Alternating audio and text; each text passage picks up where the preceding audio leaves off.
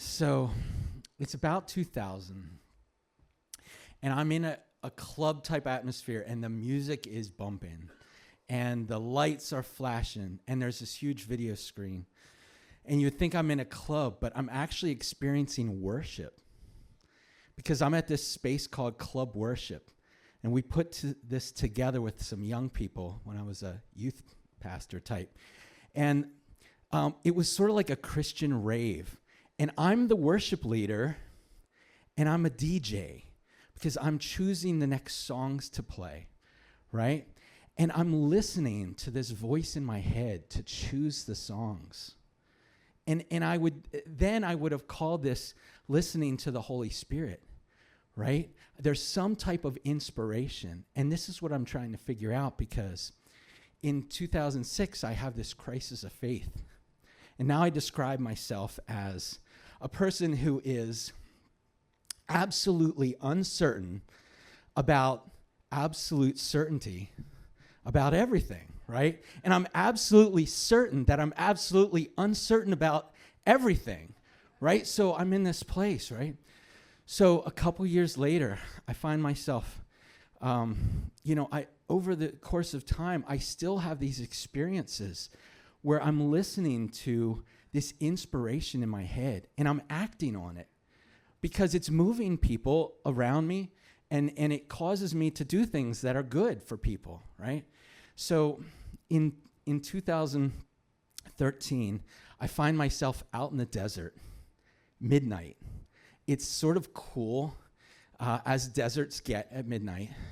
And I have this intuition, this prompting or whatever in my head to get naked. And I'm like, right? Okay. So I've never done this before, and I've never done it since, but I have this prompting, right? This intuition. So what am I doing?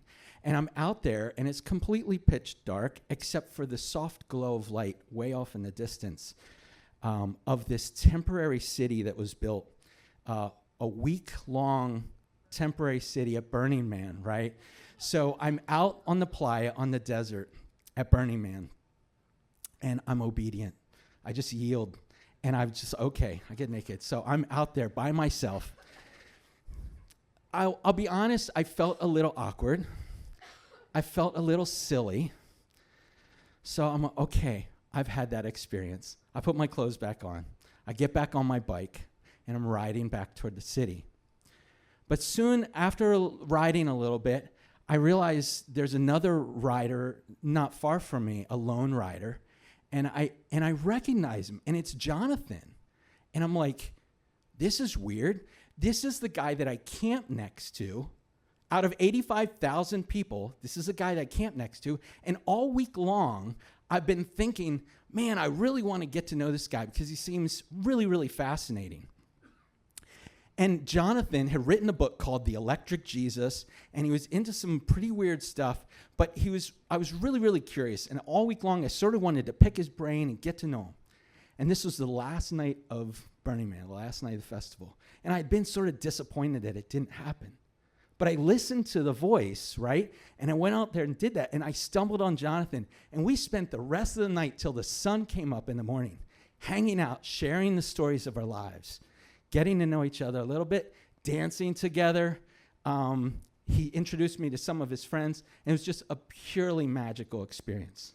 So what is this inspiration in our heads, right, that occasionally will prompt us to do these things? And being obedient to it, like we have these experiences where we share our lives together. So this has happened to me a number of times. It might happen a couple times a year where it's, or maybe even a couple times a week. This past Sunday, I had an experience right here where I watched a documentary on how sound can heal. And they wire their brains up. Again, what's in your head? It's this inspiration. And we're trying to discover, like, what is this gray matter? It's neurons. There's scientists that are like studying what happens to the brain during these musical healing sessions. And the neurons that fire. And it's this. So I get this prompting again Sunday afternoon to go home and I have not recorded music in a decade. But I got this prompting to record a song of healing for a friend who is hurting right now. And so this prompting, sort of random, I tried to turn into action to create this like act of kindness for a friend. Now, it was a little rough. I haven't played the didgeridoo well anytime, and particularly in 20 years, right? But I obeyed. And I don't know if this healing was for this friend or for myself, because it was a great, great experience. So I'm hoping that, and I don't know what happens with these moments of inspiration in our head, but I hope that I can challenge you guys. Maybe for some of us, it will move you to action. Like, I feel like there's a revolution. I feel a little hopeless sometimes in the world to make this world a better place, right? Right now, especially.